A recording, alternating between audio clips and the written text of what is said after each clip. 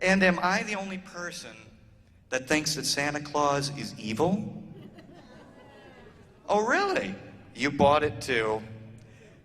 I don't, because when my parents described him when I was a kid, it scared the hell out of me. Just like when you go to any mall and you see somebody sitting an infant on Santa's lap and they're crying, there's a reason for that. And I've got it right here. One, I call it the story of Santa Claus, that I'll translate. And two, I'll call it notes, because I got a lousy memory. So I'm going to cheat. But you guys might know it as Santa Claus is coming to town. And I'll translate it. You'd better not shout, better not cry. If you make a noise, better not pout, I'm telling you why. Because the consequences will be dire. Santa Claus is coming to town, much like Hitler went to Poland.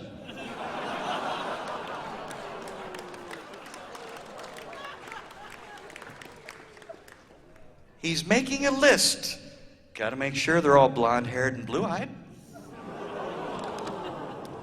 Checking it twice, just in case I missed one of you while strung out on eggnog and cookies. Gonna find out who's naughty and nice. Okay, Christ, how do you test that? Okay, little Billy, I've got this reindeer, this pair of leather hot pants, and this zucchini squash. Here's what I want you to do.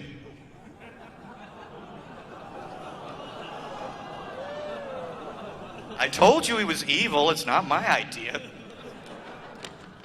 Santa Claus is coming to town. Mark that on your calendar. Don't forget.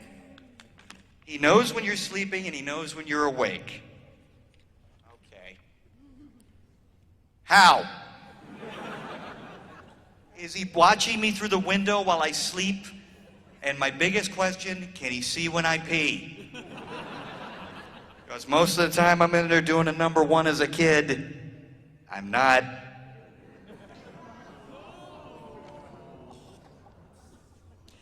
He knows when you've been bad or good, so be good for goodness sake.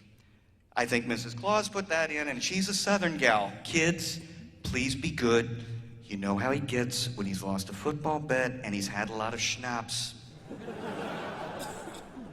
So basically, you're telling me that once a year, this ancient fast bastard in the jackboots and the bishop's robes is going to come down my chimney, dangle his sack in my face, and he's going to tell me, now if you say a sound, you make one freaking peep, I'm going to beat you to death with this candy cane and feed you to my reindeer, but if you're good, I'll give you a toy. You do know that really Santa Claus is just a myth to make up for the fact that most parents don't love their kids. Oh, really? Let me remind you. Well, Bobby, I'm sorry. I know you want that home dialysis machine, but Santa just didn't bring it this year, so I guess you're going to have to die. Because naughty children go to hell.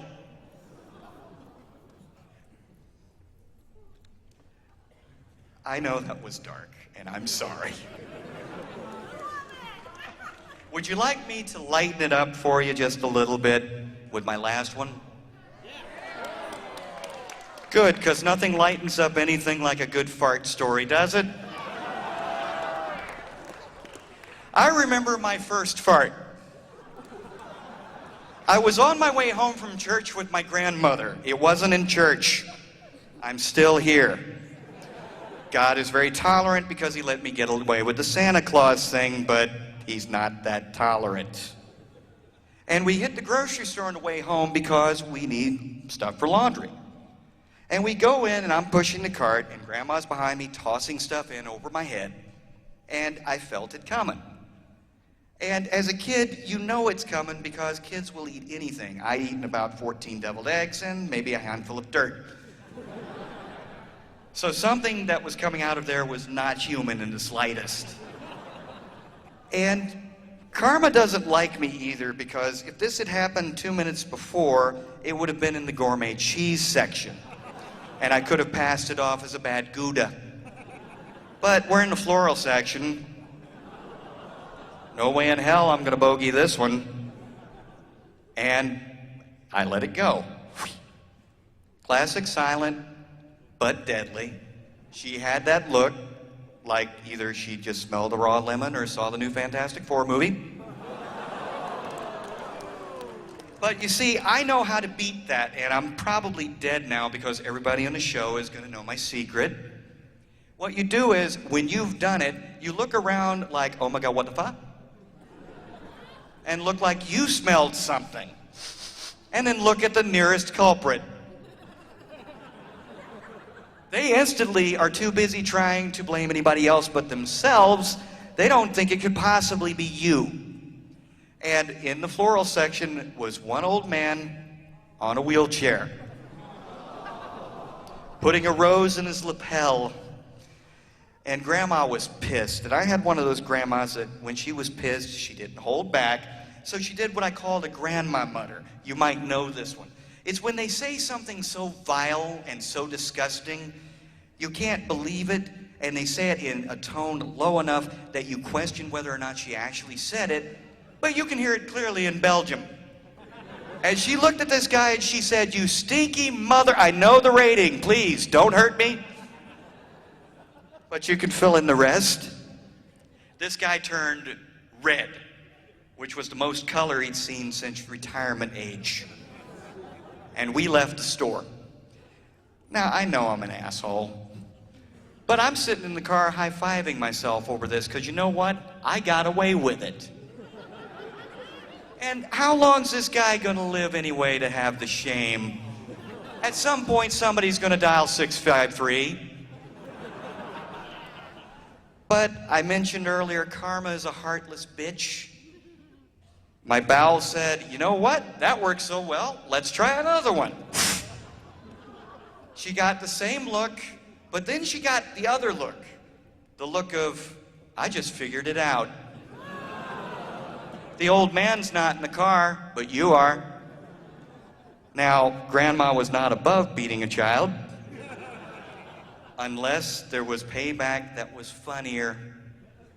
She pulled the 76 Thunderbird up into the front yard, got out, hit the power lock, and dropped 350 pounds of ass into the door and ripped one herself.